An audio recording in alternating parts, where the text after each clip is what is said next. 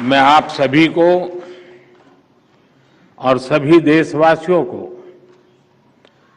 विक्रम संवत 2080 की बहुत बहुत शुभकामनाएं देता हूं। हमारे इतने विशाल देश में, विविधता से भरे देश में सदियों से अलग अलग कैलेंडर्स प्रचलित है।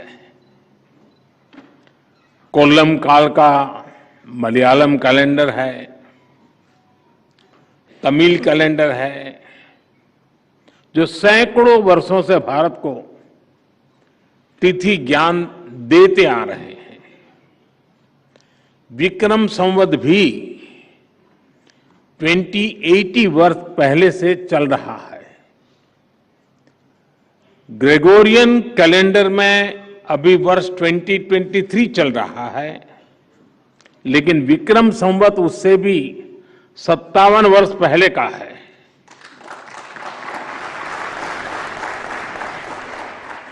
मुझे खुशी है कि नववर्ष के पहले दिन टेलीकॉम, आईसीटी और इससे जुड़े इनोवेशन को लेकर एक बहुत बड़ी शुरुआत भारत में हो रही है।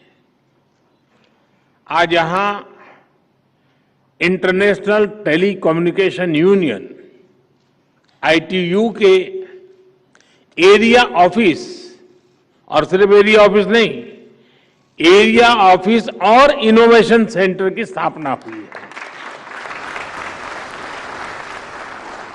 इसके साथ साथ आज 6G टेस्ट बेड को भी लॉन्च किया गया है। इस टेक्नोलॉजी से जुड़े हमारे विजन डॉक्यूमेंट को अनवील किया गया है। ये डिजिटल इंडिया को नई ऊर्जा देने के साथ ही साउथ एशिया के लिए, ग्लोबल साउथ के लिए नए समाधान, नए इनोवेशन लेकर आएगा। खासकर हमारे एकेडेमिया, हमारे इनोवेटर्स, स्टार्टअप्स, हमारी इंडस्ट्री के लिए इससे अनेक नए अवसर बनेंगे। फ्रेंड्स, आज जब भारत G20 की प्रेसिडेंसी कर रहा है, तो उसकी प्राथमिकताओं में रीजनल डिवाइड को कम करना भी है। कुछ सप्ताह पहले ही भारत ने ग्लोबल साउथ समिट का आयोजन किया है। ग्लोबल साउथ की यूनिक जरूरतों को देखते हुए टेक्नोलॉजी, डिजाइन और स्टैंडर्ड्स की भूमिका बहुत अहम है। ग्लोबल साउथ अब टेक्नोलॉजिकल डिवाइड को भी तेजी से ब्रीच करने में जुटा है। ITU का ये एरिया ऑफिस एवं इनोवेशन सेंटर इस दिशा में एक बहुत बड़ा कदम है। मैं ग्लोबल साउथ में यूनिवर्सल कनेक्टिविटी के निर्माण को लेकर भारत के प्रयासों को भी ये अत्यंत गतिदायक और गति देने वाला होगा। इससे साउथ एशियाई देशों में ICT सेक्टर में कोऑपरेशन और कोलैबोरेशन भी मजबूत होगा। और इस अवसर पर विदेश के भी बहुत बहुत मेहमान आज हमारे यहां मौजूद हैं। मैं आप सबको बहुत बहुत बधाई देता हूं, बहुत बहुत शुभकामनाएं देता हूं। साथियों, जब हम टेक्नोलॉजिकल डिवाइड को ब्रिज करने की बात करते हैं, तो भारत से अपेक्षा करना भी बहुत स्वाभाविक है। भारत का सामर्थ्य, भारत का इनोवेशन कल्चर, भारत का इंफ्रास्ट्रक्चर, भारत का स्किल और इनोवेटिव मैन पावर, भारत का फेवरेबल पॉलिसी एनवायरनमेंट, ये सारी बातें इस अपेक्षा का आधार है। इनके साथ ही भारत के पास जो दो प्रमुख शक्तियां हैं वो है ट्रस्ट और दूसरा है स्केल।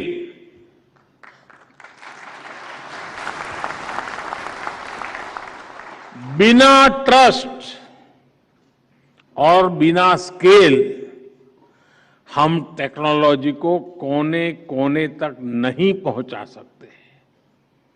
और मैं तो कहूंगा कि ट्रस्ट, ये टेक्नोलॉजी जो वर्तमान की है उसमें ट्रस्ट एक पूर्व शर्त है। इस दिशा में भारत के प्रयासों की चर्चा आज पूरी दुनिया कर रही है।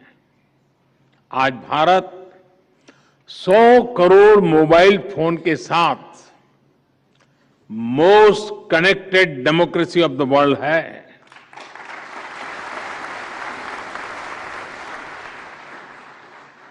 सस्ते स्मार्टफोन और सस्ते इंटरनेट डेटा ने भारत के डिजिटल वर्ल्ड का कायाकल्प कर दिया है। आज भारत में हर महीने 800 करोड़ से अधिक यूपीआई आधारित डिजिटल पेमेंट्स होते हैं।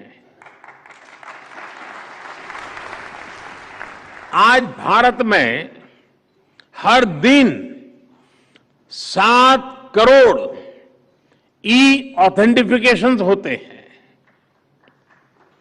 भारत के कोविन प्लेटफॉर्म के माध्यम से देश में 220 करोड़ से अधिक वैक्सीन डोज लगी है। बीते वर्षों में भारत ने 28 लाख करोड़ रुपए से अधिक सीधे अपने सिटीजन्स के बैंक खातों में भेजे हैं, डायरेक्ट बेनिफिट ट्रांसफर। जनधन योजना के माध्यम से हमने अमेरिका की कुल आबादी से भी ज्यादा लोगों के बैंक खाते खोले हैं।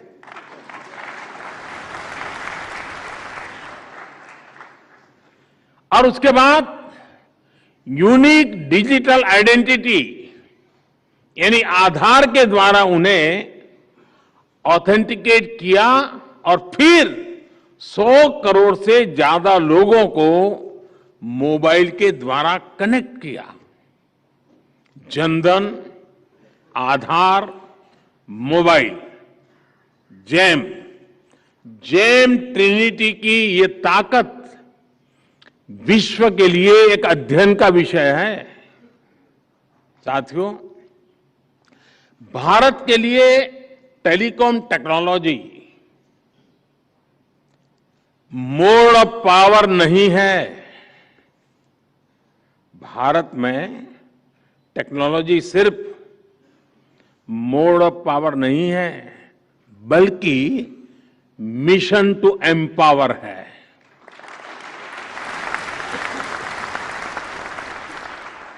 आज डिजिटल टेक्नोलॉजी भारत में यूनिवर्सल है, सबकी पहुंच में है। पिछले कुछ वर्षों में भारत में बड़े स्केल पर डिजिटल इंक्लूजन हुआ है। अगर हम ब्रॉडबैंड कनेक्टिविटी बात करें तो 2014 से पहले भारत में 6 करोड़ यूजर्स थे। आज ब्रॉडबैंड यूजर्स की संख्या 80 करोड़ से ज्यादा है। 2014 से पहले भारत में इंटरनेट कनेक्शन की संख्या 25 करोड़ थी। आज ये 85 करोड़ 85 करोड़ से भी ज्यादा है। साथियों, अब भारत के गांवों में इंटरनेट यूजर्स की संख्या शहरों में रहने वाले इंटरनेट यूजर से भी अधिक हो गई है। ये इस बात का प्रमाण है कि डिजिटल पावर कैसे देश के कोने कोने में पहुंच रही है। पिछले 9 वर्षों में भारत में सरकार और प्राइवेट सेक्टर ने मिलकर 25 लाख किलोमीटर ऑप्टिकल फाइबर बिछाया है। 25 लाख किलोमीटर ऑप्टिकल फाइबर। इन वर्षों में ही लगभग 2 लाख ग्राम पंचायतों तक ऑप्टिकल फाइबर से जोड़ा गया है। देश भर के गांवों में आज 5 लाख से अधिक common service centre digital service दे रहे हैं। इसी बात का प्रभाव है, इस सबका प्रभाव है कि आज हमारी डिजिटल इकोनॉमी देश की ओवरऑल इकोनॉमी से भी लगभग 2.5 गुना तेजी से आगे बढ़ रही है। साथियों, डिजिटल इंडिया से नॉन डिजिटल सेक्टर्स को भी बल मिल रहा है और इसका उदाहरण है हमारा पीएम गति शक्ति नेशनल मास्टर प्लान। देश में बन रहे हर प्रकार के इंफ्रास्ट्रक्चर से जुड़े डेटा लेयर्स को एक प्लेटफॉर्म पर लाया जा रहा है। लक्ष्य यही है कि इंफ्रास्ट्रक्चर के विकास से जुड़े हर रिसोर्स की जानकारी एक जगह हो, हर स्टेक होल्डर के पास रियल टाइम इंफॉर्मेशन हो। आज यहां जिस कॉल बिफोर यू डिग इस ऐप को लॉन्चिंग हुई है और वो भी इसी भावना का विस्तार है। और कॉल बिफोर यू डिग का मतलब ये नहीं कि इसको पॉलिटिकल फील्ड में उपयोग करना है।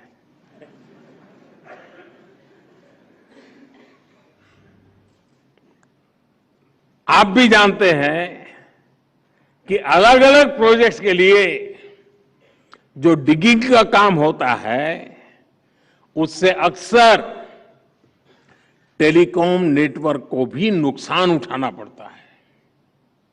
इस नए ऐप से खुदाई करने वाली एजेंसियां और जिनका अंडरग्राउंड एसेट है उन विभागों के बीच तालमेल बढ़ेगा। इससे नुकसान भी कम होगा और लोगों को होने वाली परेशानियां भी कम होगी। साथियों, आज का भारत डिजिटल रिवॉल्यूशन के अगले कदम की तरफ तेजी से आगे बढ़ रहा है। आज भारत दुनिया में सबसे तेजी से 5G रोल आउट करने वाला देश है।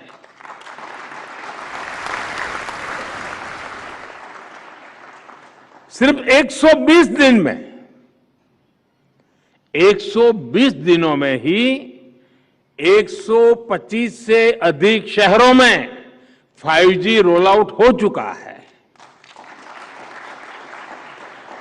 देश के लगभग 350 जिलों में आज 5G सर्विस पहुंच गई है। इतना ही नहीं, 5G रोल आउट के 6 महीने बाद ही आज हम 6G की बात कर रहे हैं।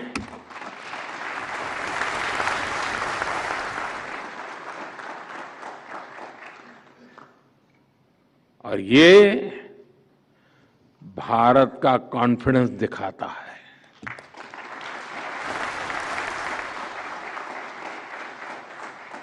आज हमने अपना विजन डॉक्यूमेंट भी सामने रखा है।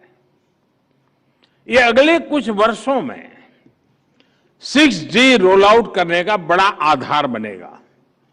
साथियों, भारत में विकसित और भारत में सफल टेलीकॉम टेक्नोलॉजी आज विश्व के अनेक देशों का ध्यान अपनी तरफ खींच रही है। 4G और उससे पहले भारत टेलीकॉम टेक्नोलॉजी का सिर्फ एक यूजर था, कंज्यूमर था, लेकिन अब भारत दुनिया में टेलीकॉम टेक्नोलॉजी का बड़ा एक्सपोर्टर होने की दिशा में आगे बढ़ रहा है। 5G की जो शक्ति है, उसकी मदद से पूरी दुनिया का वर्क कल्चर बदलने के लिए भारत कई देशों के साथ मिलकर के काम कर रहा है। आने वाले समय में भारत 100 नई 5G लैब्स की स्थापना करने जा रहा है। इससे 5G से जुड़ी अपॉर्चुनिटीज, बिजनेस मॉडल्स और एम्प्लॉयमेंट पोटेंशियल को जमीन पर उतारने में बहुत मदद मिलेगी। ये 100 नई लैब्स भारत की यूनिक नीड्स के हिसाब से 5G एप्लीकेशंस डेवलप करने में मदद करेगी। चाहे 5G स्मार्ट क्लासरूम हो, फार्मिंग हो, इंटेलिजेंट ट्रांसपोर्ट सिस्टम्स हो या फिर हेल्थ केयर एप्लीकेशंस, भारत हर दिशा में तेजी से काम कर रहा है। भारत के 5Gi standards global 5G system का हिस्सा है। हम ITU के साथ भी फ्यूचर टेक्नोलॉजीज के स्टैंडर्डाइजेशन के लिए मिलकर के काम करेंगे। यहां जो इंडियन ITU एरिया ऑफिस खुल रहा है, वो हमें 6G के लिए सही एनवायरनमेंट बनाने में भी मदद करेगा। मुझे आज ये घोषणा करते हुए भी खुशी हो रही है कि ITU की वर्ल्ड टेलीकम्युनिकेशन स्टैंडर्डाइजेशन असेंबली अगले वर्ष अक्टूबर में दिल्ली में ही आयोजित की जाएगी।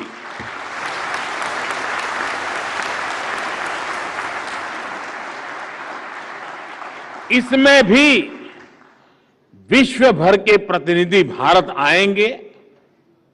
मैं अभी से इस इवेंट के लिए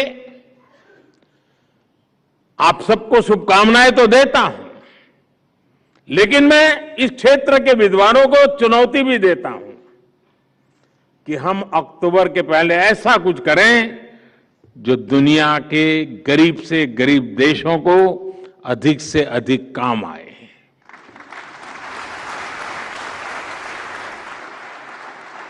साथियों, भारत के विकास की इसी रफ्तार को देखकर कहा जाता है, ये डेकेड भारत का टेकेड है। भारत का टेलीकॉम और डिजिटल मॉडल स्मूथ है, सिक्योर है, ट्रांसपेरेंट है और ट्रस्टेड एंड टेस्टेड है। साउथ एशिया के सभी मित्र देश इसका लाभ उठा सकते हैं। मेरा विश्वास है ITU का ये सेंटर इस पर एक अहम भूमिका निभाएगा। मैं फिर एक बार इस महत्वपूर्ण अवसर पर विश्व के अनेक देशों के महानुभाव यहां आए हैं, उनका स्वागत भी करता हूं और आप सबको भी अनेक अनेक शुभकामनाएं देता हूं। बहुत बहुत धन्यवाद।